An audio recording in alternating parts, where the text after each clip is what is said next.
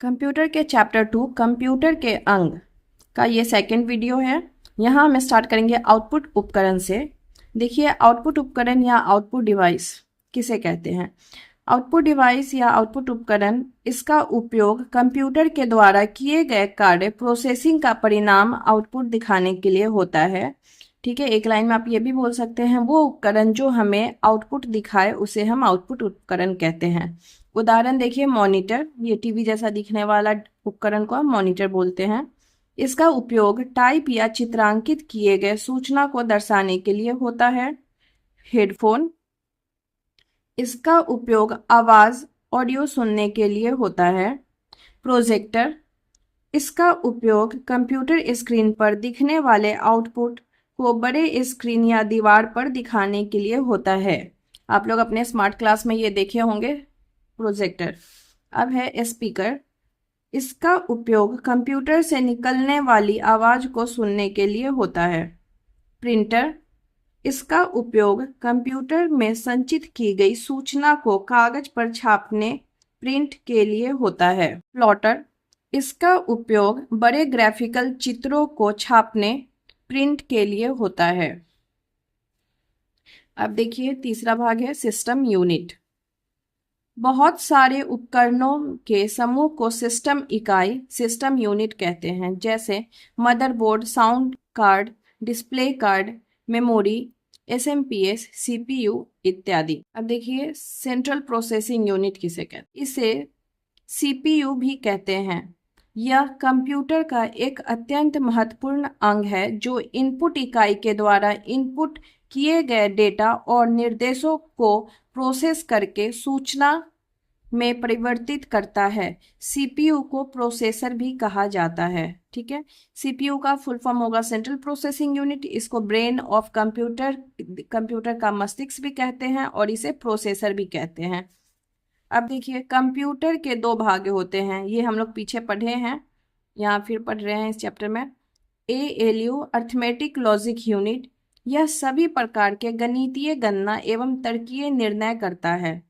Control unit, यह computer के सभी भागों में डेटा के प्रवाह को नियंत्रित करता है। चौथा, कंप्यूटर में मेमोरी या स्टोरेज इकाई, मेमोरी और स्टोरेज यूनिट क्या होती है।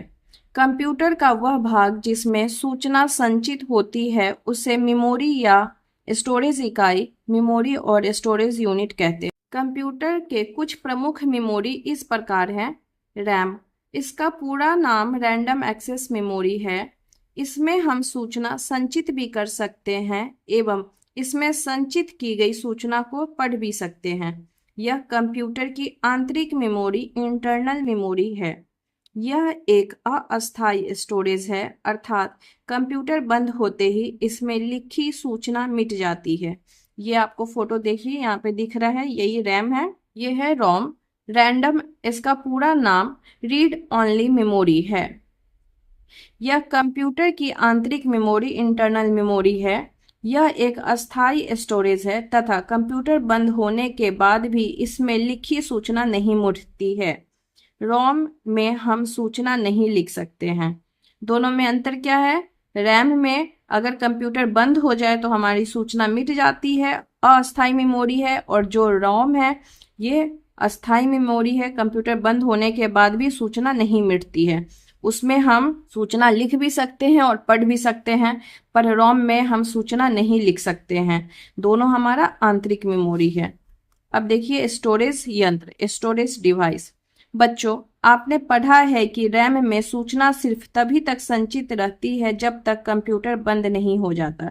इसलिए हमें सूचना को हमेशा के लिए संचित करने के लिए एक स्टोरेज यंत्र, स्टोरेज डिवाइस की आवश्यकता होती है। स्टोरेज यंत्र में संचित की गई सूचना को हम कभी भी पढ़ सकते हैं। कंप्यूटर बंद होने के बाद भी इसमें संचित की गई सूचना नहीं मिटती, जैसे hard disk drive, HDD, SSD, pen drive, flash drive, DVD इत्यादि। यहाँ देखिए, हार्ड डिस्क है, DVD कैसेट जो हमारे घर में भी पहले आता था, मूवी वगैरह इसमें डाल के लाते थे मूवी देखने के लिए। SSD, pen drive, memory card. ठीक है, रैम में हमारा सूचना मिट जाता है, जब भी कंप्यूटर बंद होगा सूचना मिट जाएगा, इसलिए हम स्टोरेज डिवाइस का उपयोग करते हैं। अब देखिए स्टोरेज डिवाइस के अंदर हम पढ़ेंगे हार्ड डिस्क। ठीक है, हार्ड डिस्क सिस्टम यूनिट के अंदर स्थित होता है। इसकी डेटा संचित करने की क्षमता बहुत ज्यादा होती है। यह बहुत सारे डिस्क का एक समूह पैक होता है। अब देखिए दूसरा है एसएसडी। इसका पूरा नाम सॉलिड स्टेट ड्राइव है। इसमें डेटा को तेजी से पढ़ा या लिखा जा सकता है।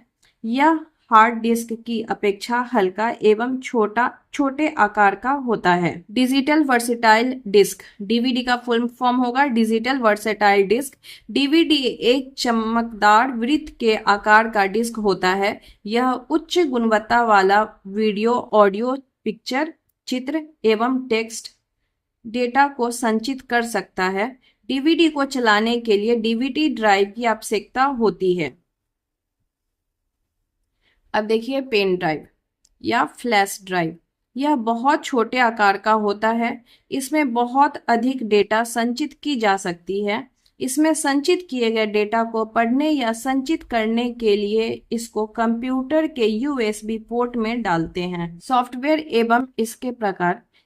कंप्यूटर सिस्टम में सॉफ्टवेयर एक प्रोग्राम या निर्देश का सेट होता है जो मशीन को बताता है कि क्या करना है।